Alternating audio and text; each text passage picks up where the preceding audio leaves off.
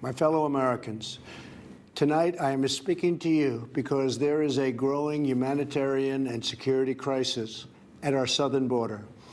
Every day, Customs and Border Patrol agents encounter thousands of illegal immigrants trying to enter our country. We are out of space to hold them, and we have no way to promptly return them back home to their country. America proudly welcomes millions of lawful immigrants who enrich our society and contribute to our nation. But all Americans are hurt by uncontrolled illegal migration. It strains public resources and drives down jobs and wages. Among those hardest hit are African Americans and Hispanic Americans. Our southern border is a pipeline for vast quantities of illegal drugs, including meth, heroin, cocaine, and fentanyl. Every week, 300 of our citizens are killed by heroin alone, 90% of which floods across from our southern border. More Americans will die from drugs this year than were killed in the entire Vietnam War. In the last 2 years, ICE officers made 266,000 arrests of aliens with criminal records, including those charged or convicted of 100,000 assaults, 30,000 sex crimes, and 4,000 violent killings. Over the years, thousands of Americans have been brutally killed by those who illegally entered our country, and thousands more lives will be lost if we don't act right now. This is a humanitarian crisis, a crisis of the heart and a crisis of the soul.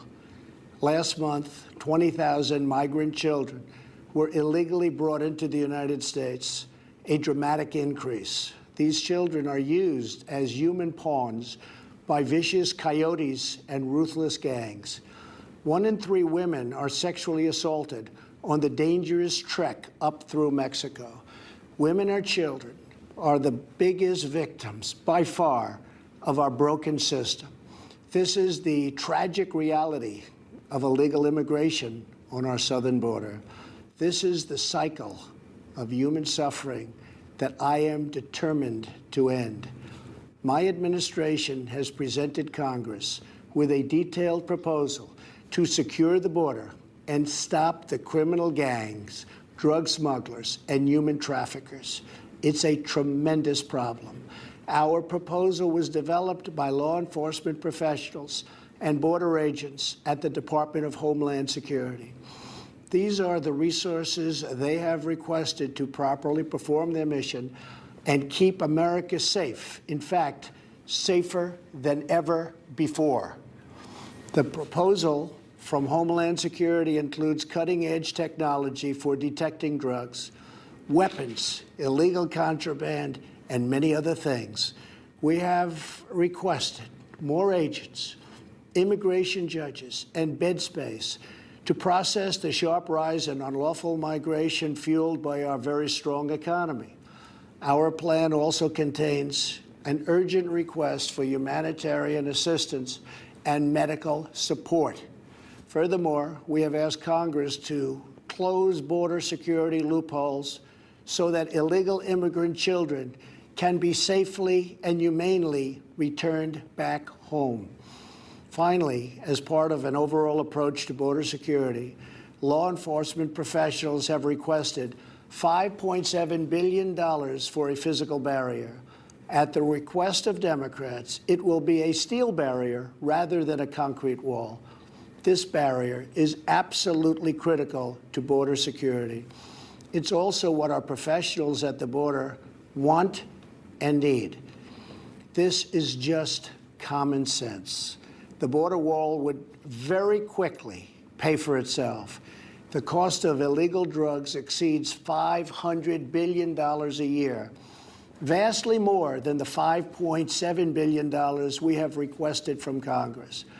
The wall will also be paid for indirectly by the great new trade deal we have made with Mexico. Senator Chuck Schumer, who you will be hearing from later tonight, has repeatedly supported a physical barrier in the past along with many other Democrats.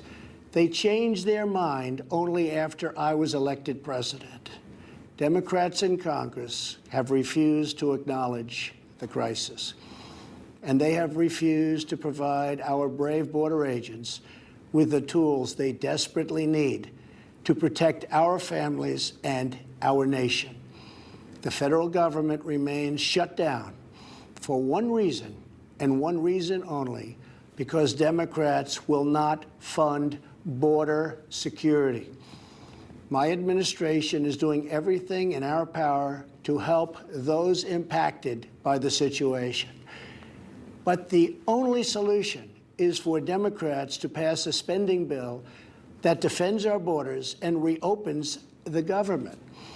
This situation could be solved in a 45-minute meeting. I have invited congressional leadership to the White House tomorrow to get this done. Hopefully, we can rise above partisan politics in order to support national security. Some have suggested a barrier is immoral. Then why do wealthy politicians build walls, fences, and gates around their homes? They don't build walls because they hate the people on the outside, but because they love the people on the inside. The only thing that is immoral is the politicians to do nothing and continue to allow more innocent people to be so horribly victimized.